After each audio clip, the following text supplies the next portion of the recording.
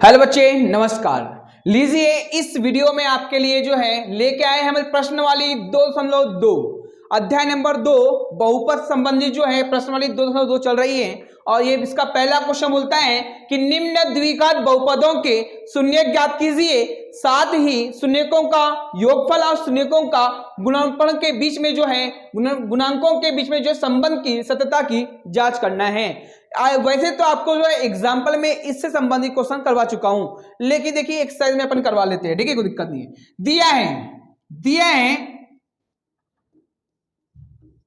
दिया है द्विघात समीकरण, दिया है द्विघात समीकरण x का स्क्वायर माइनस 2x माइनस 8।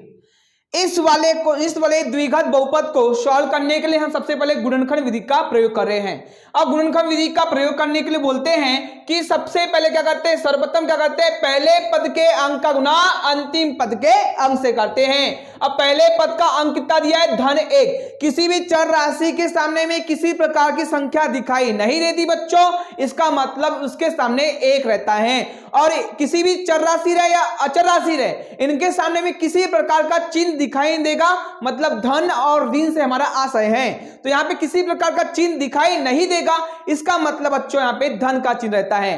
तो देखिए क्या, पहले पद के अंक का क्या दिया पे, धन 1, और अंतिम पद का अंक कितना दिया पे, -8।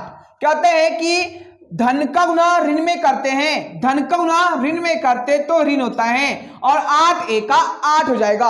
अब देखना है कि ये 8 किसके किसके पारे में आता है। ये याद रखना है कि सभी संख्या 1 के पारे में आती है। तो 1 का पारा 8 बार पढ़ूंगा तो 8 1 का 8। अब 2 का पारा यदि मैंने 4 बार पढ़ा तो 4 दूनी 8। अब देखिए किसी संख्या के पहाड़े में आता है क्या, नहीं। ये याद रखना है कि 1 का पहाड़ा भी पढ़ लिया यहाँ पे मैंने, 2 का भी पढ़ लिया, 4 का भी पढ़ लिया और 8 का भी पढ़ लिया। इसका मतलब ये है कि चार संख्या के पहाड़े में 8 आता है। ठीक है, आगे पीछे करके मत करना, 2 और स्टेप नहीं बढ़ाना है। ठीक है ना। अब क्या, किसी संख्या के पहाड़े में 8 नहीं आता है इन संख्या के अलावा। ठीक है, अब देखिए सर क्या होता है कि इसके पास हमने सबसे पहले क्या किया, पहले पद के अंक का गुणा अंतिम पद से अंक से किया तो ये संख्या प्राप्त हुई। और ये संख्या को देखना है कि संख्या किसके किसके पारे में आता है। ठीक है, इसके बाद में क्या करना है कि इसी बहुपद का बीच वाला पद कितना दिया है, -2x का अंक मतलब 84 हटा दो, का अंक को 2 भागों में ऐसा तोड़ना है कि गुना करने पर ऋण 8 आ जाए, और जोड़ने घटाने पर वही संख्या को जोड़ने घटाने पर -2 आना चाहिए। देखते हैं जोड़ने घटाने पर 2 कहां पे आ रहा है। इसको जोड़ेंगे तो 1 और 8 9, यदि इसको घटाते तो 8 में से 1 घटेगा तो 7। क्या 2 प्राप्त हुआ क्या, नहीं, ये प्राप्त नहीं हुआ। इसका मतलब एक ही संख्या दी, मतलब ये हमारा गुणनखंड होना चाहिए। ठीक है, अब देखते इसको यदि मैं जोड़ता हूं तो 6, और घटाने पर यहां पे कहता है 2। घटाने का मतलब घटता कब है, असमान चिन्ह हमेशा घटता है, असमान चिन्ह हमेशा घटता है। इसका मतलब ये हुआ कि एक संख्या में प्लस का चिन्ह होगा और एक संख्या में ऋण का चिन्ह होगा। तो देखिए यहाँ पे 2 और ये 4, 2 संख्या हुआ, मतलब दो बीच वाली संख्या को 2 भागों में तोड़े, 2 और 4 में। ठीक है, जोड़ने घटाने पर ऋण आना चाहिए। आपको पता है कि असमान चिन्ह में हमेशा घटता है, लेकिन बड़ी संख्या के सामने का चिन्ह लगता है, और समान चिन्ह में हमेशा क्या होता है, जुड़ता है, लेकिन तब भी बड़ी संख्या का चिन्ह लगता है। मतलब बड़ी संख्या के सामने का चिन्ह लगता है, और जोड़ने घटाने पर हमें कितना लाना है बच्चों, ऋण लाना है। मतलब बड़ी संख्या में ऋण का चिन्ह और छोटी संख्या में धन का चिन्ह, तभी तो घटेगा, असमान चिन्ह रहेगा तो। ठीक है, धन और ऋण हमेशा घटेगा, लेकिन बड़ी संख्या सामने का चिन्ह लगेगा। 4 में से 2 घटेगा तो 2 बचेगा। अब बड़ी संख्या में का ऋण का चिन्ह, धन का गुना ऋण में तो ऋण, 4 दूनी 8। ये जो गुना करने पर, यही संख्या को गुना करने पर ऋण 8 आ रहा है, और यही संख्या को घटाने पर -2 आ रहा है। मतलब हमने जो तोड़े हैं x का स्क्वायर, इसको 2 भागों में तोड़े। इसका नाम क्या है, धन 2x ऋण 4x -8। ठीक है, इसको 2 भागों में तोड़ने का ऐसे तोड़ दे बच्चों। ठीक है, एकदम सरल कर दिया उसको। ठीक है, आपके लिए इस प्रकार आपको तोड़ना है, स्टेप बनाना है, ठीक है। इसके पश्चात में इसको दो भागों में तोड़ने के बाद में, बीच वाली संख्या को दो भागों में तोड़ने के बाद में क्या करना है, दो दो की जोड़ी बनाना है बच्चों। क्या करना है अपने को, दो दो की जोड़ी बनाना है। इसके पश्चात देखना है कि कॉमन क्या है। ये वाले दो को, इस वाले कोष्टक में यहां भी x है, यहां भी x है, x यहां पे क्या है, कॉमन है। सर यहां दो है लेकिन यहां दो है क्या, नहीं, मतलब दो यहां पे कॉमन नहीं निकलने वाला है। अंदर बचेगा यहां पे क्या, x धन है तो धन, यहां से x कॉमन निकल गया, मतलब उस स्थान बचेगा 2, ठीक है, माइनस। सर ये 4 8 को मैं लिख सकता हूं 2 गुणित 4, छोटे छोटे अक्षर में लिख सकते हैं आप लोग, कोई दिक्कत नहीं है। सर यहां भी 4 है, यहां भी 4 है, 4 निकल गया आपका क्या, कॉमन। अब यहां x है, यहां x है क्या, नहीं, x कॉमन नहीं निकलने वाला है। सर यहां 2 है, यहां 2 है क्या, नहीं, 2 भी कॉमन नहीं निकलने, मतलब यहां से 4 कॉमन निकल गया, मतलब बचा क्या, तो अंदर जाएगा बेटा x। अब ये यहां पे चिन्ह जो होता है इसका अंदर मल्टीप्लाई करते हैं, ऋण का ना ऋण में तो धन, अब बचेगा यहाँ पे 2 बचा बेटा, यहाँ पे 2 बच गया। अब जैसे कि आप देख पा रहे हैं कि जिस पहले कोष्टक में जो कॉमन निकालने के बाद बचता है, दूसरे कोष्टक में भी कॉमन निकालने के बाद में वही कोष्टक में जो बचता है वही कोष्टक में यहां भी बचना चाहिए, ठीक है। तो देखिए फिर से कॉमन निकालेंगे, ये एक पद हो गया और ये एक पद हो गया, दोनों में क्या कॉमन निकल रहे हैं, x plus 2, x plus 2 common निकल जाएगा, अंदर बचेगा क्या, x माइनस 4, अब इक्वल टू में 0 मान लेना है, ठीक है। अब देखिए जैसे मैंने इक्वल टू 0 मानता हूं तो क्या होता है, चलो x प्लस 2 इक्वल टू 0, इसके बराबर भी 0 है और इसके बराबर भी 0 है, या x माइनस 4 इक्वल टू 0 मान लिए। अब चर राशि एक तरफ, अचर राशि एक तरफ करेंगे। ये x क्या है, चर राशि है, 2 क्या है, अचर राशि है, 0 भी क्या है, अचर राशि है। तो मैं चर राशि x को जहां के वहां रख रहा हूं, मतलब इसके चिन्हों का परिवर्तन नहीं होगा। अब 2 को ये प्लस में है, ये लाके पक्षांतर कर रहा हूं, मतलब प्लस में है तो माइनस 2 हो जाएगा, ठीक है। चलो ये क्या है, चर राशि जहां के रखा, ये अचर राशि को तो पक्षांतर किया जो कि माइनस में, इधर जाके क्या होगा यहाँ पे प्लस 4, लेकिन प्लस लिखते नहीं है, ठीक है। चूंकि लिखना है अपने को, चूंकि द्विघात बहुपद x का स्क्वायर माइनस 2x माइनस 8 के गुणनखंड कितना कितना प्राप्त हुआ बच्चे लोग, x बराबर माइनस 2 तथा x इक्वल टू 4 प्राप्त होते हैं। इसीलिए क्या, जो इसीलिए द्विघात बहुपद के शून्यक एक गुणनखंड को हम लोग अल्फा बोल देंगे, जिसे माइनस 2 कहेंगे, एंड दूसरे वाले को बीटा बोल देंगे, जिसे हम लोग क्या करेंगे यहाँ पे 4 होंगे। ये इसके 2 शून्यक निकल आ जाए, ठीक है। अब इनका क्या है, ये जो है शून्यकों का बहुपद का शून्यक ज्ञात करना है, इतना आंसर अपना बन गया। लेकिन इसके बाद में आपको बोलता है कि हमें जो है सत्यता की क्या करना है अपने को, कि जांच करना है। सत्यता की जांच करने के लिए आपको क्या करना होता है, देखिए दिया है आपके पास में द्विघात समीकरण। इस द्विघात समीकरण में जो है, इस द्विघात समीकरण का जो है आपको जो व्यापक समीकरण कहता है, व्यापक समीकरण से तुलना करना है, या इसका शॉर्ट बनाने का तरीका है, लेकिन मैं समझाना है अपने को, समझना नहीं पहले पूछल में, ठीक है। देखिए क्या होता है, लिखेंगे आप लोग द्विघात बहुपद का व्यापक रूप ax का square plus bx plus c से तुलना करने पर, देखिए सर यहाँ पे क्या होता है कि ax का square plus bx plus c, जैसे कि आप देख पा रहे हैं यहाँ x का स्क्वायर है, यहां भी x का स्क्वायर है, लेकिन यहां पे x के इसके सामने 1 दिया हुआ है, लेकिन यहां x के इसके सामने धन 1 दिया हुआ है। लिखेंगे जहां a इक्वल टू धन 1, लेकिन धन लिखते नहीं है। इसी प्रकार जो है यहाँ पे x दिया हुआ है, लेकिन यहाँ पे x के प्लेस पर क्या दिया, x यहाँ भी x दिया हुआ है, और x के सामने यहाँ पे -2 है, लेकिन यहाँ x समय क्या दिया हुआ है, माइनस यहाँ पे बी दिया हुआ है, मतलब बी के प्लेस पे कितना क्या पे -2 और सी के स्थान पे -8, क्या बेटा यहाँ पे -8। ठीक है, इसी प्रकार जो आपको करना है, चूंकि हमें क्या करना है, शून्यकों का योगफल alpha plus beta equal to -b/a होता है। देयरफॉर शून्यकों का योगफल मतलब है, शून्य क्या दिया है, अल्फा का मान दिया बेटा माइनस कितना पे 2, बीटा का मान दिया है -4, ठीक है, बराबर माइनस और बी के स्थान पे क्या दिया है, एक्चुअली पहले सूत्र में माइनस दिया हुआ है और बी के प्लेस पे लिखना है -2। अब बी के प्लेस पे -2 लिख दिए और ए का मान कितना दिया यहाँ पे 1। लिखेंगे चलो यहाँ पे क्या, माइनस प्लस, ऋण और धन हमेशा घटता है लेकिन बड़ी संख्या सामने का चिन्ह लगता है। हमने बता दिए ऋण और एक धन असमान चिन्ह है और असमान चिन्ह हमेशा घटता है लेकिन बड़ी संख्या के सामने का चिन्ह लगता है। तो माइनस के यहाँ पे 4 में से 2 घटेगा तो 2 बचेगा, लेकिन बड़ी संख्या सामने धन का चिन्ह लगाते नहीं है। ऋण का ऋण में तो धन और 2 है तो 2, धन लगाते नहीं है। इस प्रकार जो है LHS जो है RHS के क्या होगा, ये बराबर, मतलब शून्यकों का योगफल ज्ञात किए हम लोग ने, ये शून्य को ज्ञात करते हुए तो क्या हुआ, हमारे दोनों पक्ष क्या हुआ, आपस में बराबर हुआ, मतलब ये हमारे सो सकते हैं। इसी प्रकार हमें जो है शून्यकों का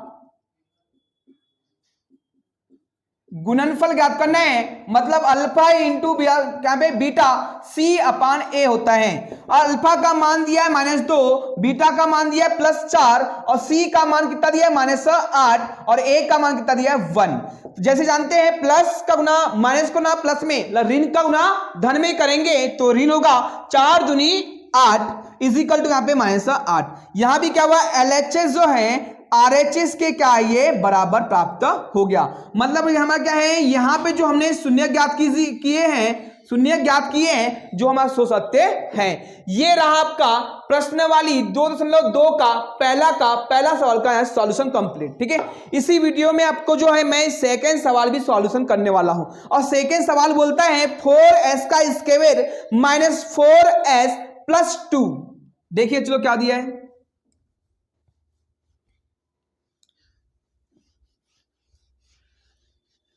सेकेंड सवाल है इसका,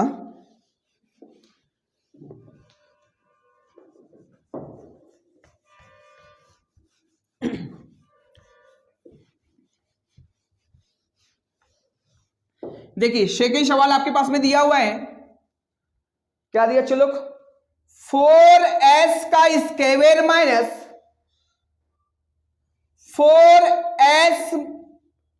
+ 1। अभी तक अपने सवाल देखे तो x के स्क्वायर रहे या s रहे या कोई भी चर राशि रहे, इनके सामने किसी प्रकार की संख्या नहीं थी। ऐसे सॉल्व करने के लिए अपने क्या किए थे, अब क्या करेंगे, देखिए दिया है द्विघात समीकरण 4s का स्क्वायर -4s + 1। अब देखिए कि इसमें क्या करना है कि पहले पद के अंक ना अंतिम पद के अंक से करेंगे। यहां पहला पद का अंक कितना दिया है, (1) और अंतिम पद का अंक कितना दिया पे +1। धन का ना धन में तो धन, 4 एका 4। इसके पश्चात में बीच वाले पद को 2 भागों में ऐसा तोड़ना है और ऐसा तोड़ना है कि गुना करने पर धन जरा जाए और जोड़ने घटाने पर ऋण 2 आ जाए। तो आपको क्या करना है बच्चों, देखिए इस देखना है कि ये 4 किसके पहाड़े में आता है। 1 के पहाड़े में सभी संख्या आती है, 4 एका 4, 2 दूनी 4। अब किसी संख्या के पहाड़े में 4 नहीं आता है इन दोनों संख्या के अलावा। ठीक है, इसके पश्चात देखना है अपने को कि इसको जोड़ने घटाने पर -4 आना चाहिए। तो जोड़ेंगे तो 5, घटाएंगे तो 3, क्या 4 प्राप्त हुआ, क्या नहीं, ये वाला गुणनफल हमारा क्या रॉन्ग हो गया, मतलब ये हमारा। ठीक है, ये देखो घटा पे जोड़ने घटाने पर ऋण आना चाहिए। इसको जोड़ूंगा तो 4, मतलब क्या आता है 2 और 2। इसको जोड़ेगा अभी तो घटाऊंगा तो 0 हो जाएगा। तो ये दोनों संख्या में ऋण रखना पड़ेगा। ऋण हमेशा जुड़ता है लेकिन ऋण का चिन्ह लगता है और ऋण का ऋण में तो धन, 4 दूनी 8। हमने बताया थे बीच वाले पद को दो भागों में ऐसा तोड़ना है और ऐसा तोड़ना है कि गुना करने पर धन 4 आ जाए। तो धन का ऋण का ऋण में तो धन 2 दूनी कितना पे 4 और दो भागों में इसको तोड़ दिए, दो भागों में जैसे तोड़े अपन लोगों ने तो जोड़ने घटाने पर ऋण 4 आ रहा है। मतलब संख्या हमारी टूटी यहाँ पे 4s का square minus 2s minus 2s plus 1 plus क्या है यहाँ पे 1।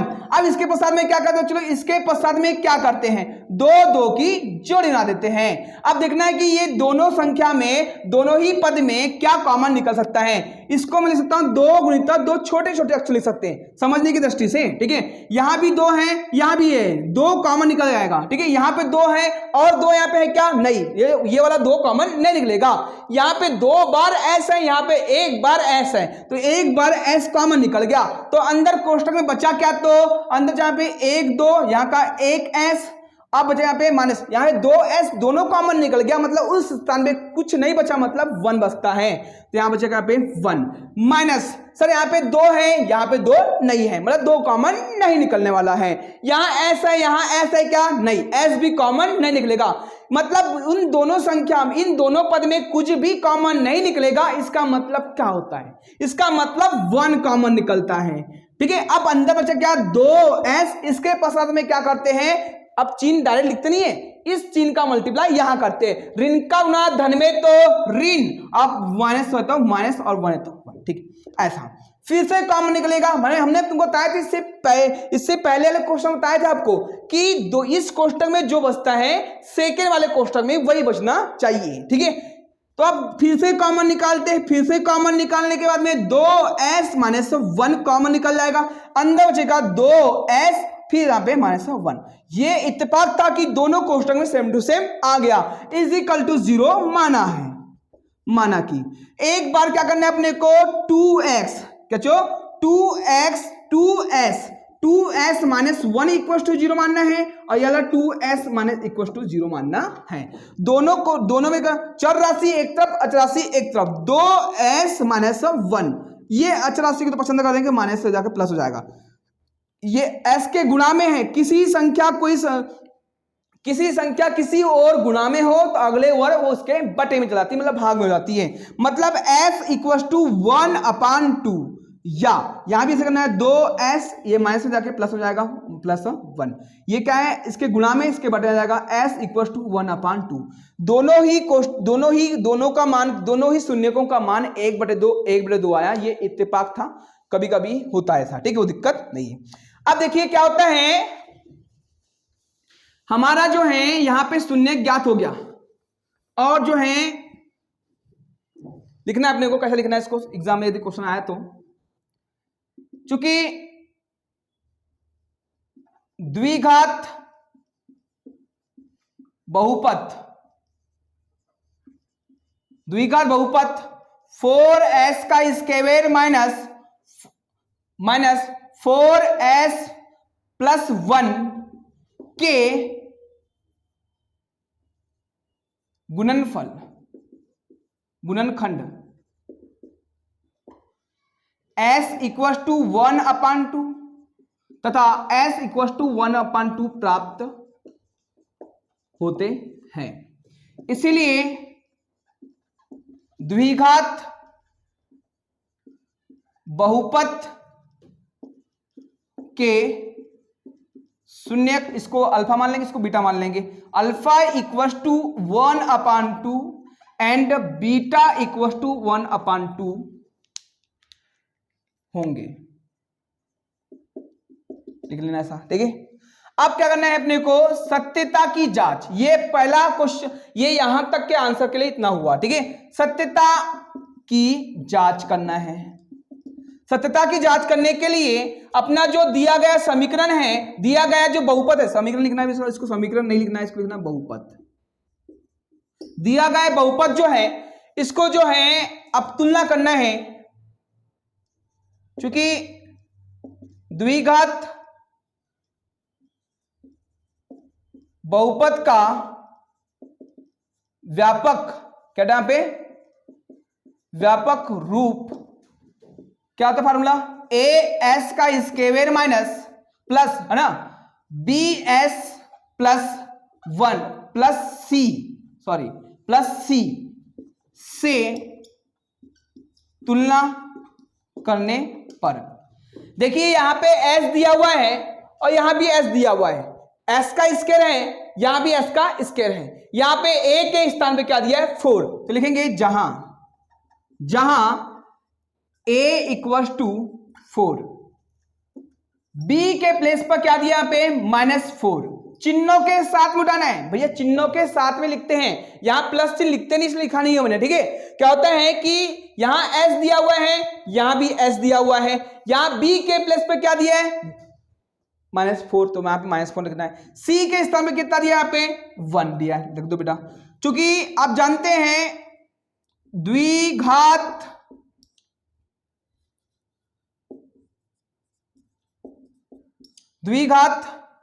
लिखना, दायरा लिखना पे शून्यकों का योगफल alpha plus beta equal to होता है -b/a। देयरफॉर शून्यकों का योगफल अल्फा का मान दिया है 1/2, बीटा का मान भी दिया है 1/2, और b का मान कितना दिया बेटा, देखो b में ऑलरेडी माइनस है, फिर से माइनस दिया हुआ है b का मान, ये माइनस रख दिया, और a का मान कितना दिया यहाँ पे 4। अब देखिए आते हैं आंसर बीच में धन का चिन्ह रहे या ऋण का चिन्ह रहे, आंसर धन का चिन्ह रहे या ऋण का चिन्ह रहे बीच में, तो हमेशा कहते हैं तिर्यक गुना करके नीचे का नीचे करते हैं, 2 एका 2, 2 एका 2, 2 दूनी 4, फिर क्या पे माइनस में तो प्लस क्या पे 4, ठीक है। अब इनको आपस में जोड़ेंगे किताब में 4/4 इजिकल 4/4, ये क्या हुआ हमको यहां जगह नहीं, इसलिए मैं इधर मिटा देता हूं इसको, मैं ये साइड का, देखिए क्या होता है। अब आपके जो हैं दोनों पक्ष क्या हो गया अपने बराबर हो गया, तो लिखेंगे हम लोग यहां पे, चलो 4/4 इक्वल टू 4/4, LHS जो है RHS के क्या है बराबर है, ठीक, क्या मतलब बराबर है। अब क्या है, चूंकि इसी प्रकार लिखना है, इसी प्रकार शून्यकों का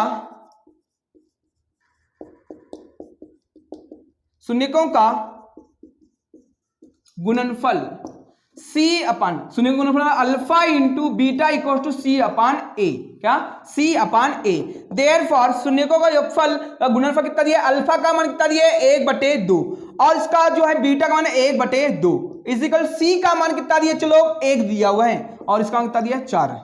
अब देखिए जानते हैं आप लोग आंसर बीच में गुणा का चिन्ह है तो ऊपर का ऊपर नीचे का नीचे गुना करते हैं, यदि प्लस माइनस का चिन्ह रहता है तो क्या करते हैं हम लोग तिर्यक गुना करके नीचे का नीचे, लेकिन यहाँ पे गुणा का चिन्ह इसलिए ऊपर का ऊपर नीचे का नीचे गुना करेंगे केवल, ठीक है।